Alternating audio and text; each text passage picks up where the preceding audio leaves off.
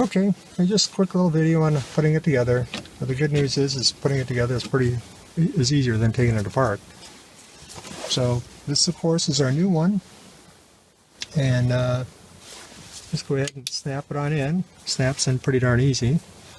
The next step is to take our module, and I don't know if you can see that very well. Go ahead and slide that down. And again, this goes together quite easy now that it's all apart. And before we put that on, of course, we want to put the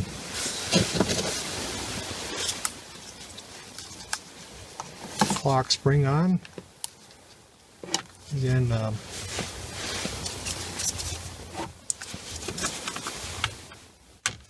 this goes together rather easy. Take the tape off here.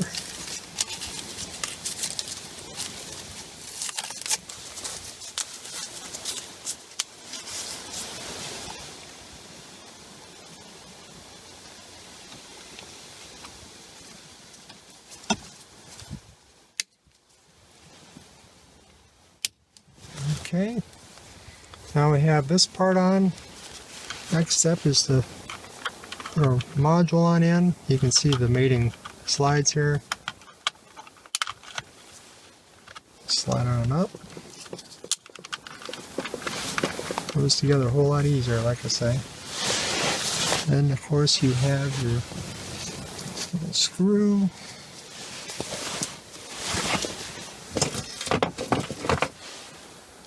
Buttons it all up together.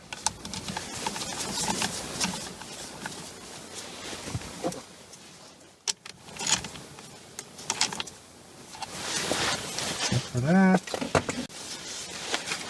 steering column housing back together. And this just snaps into place.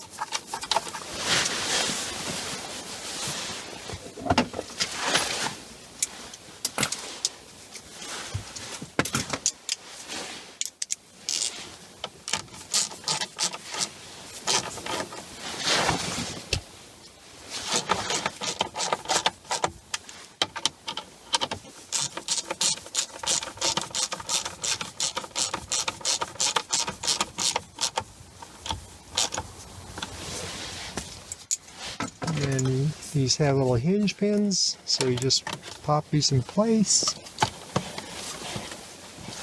I guess I need to pull the steering column up.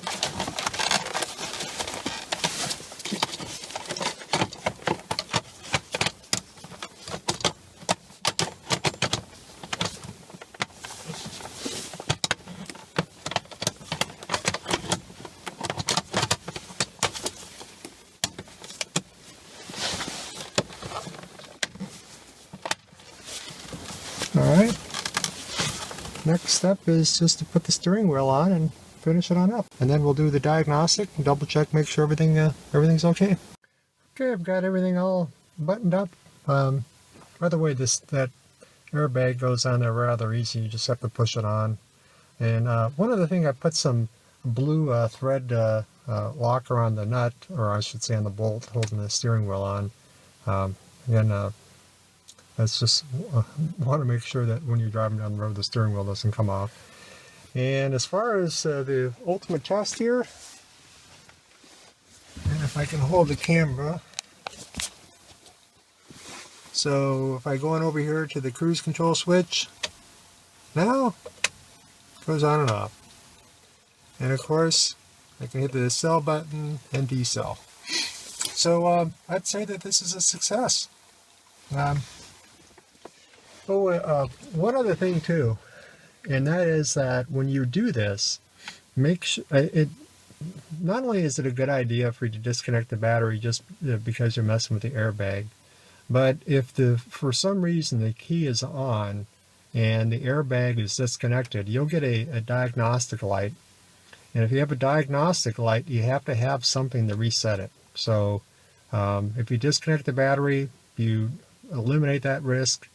If you don't have a diagnostic tool to reset the airbag, then you're going to have to pay someone to do it. So the safest thing is just to again, disconnect the battery when you do all this work, and you won't have any issue whatsoever. So I think that pretty much covers everything.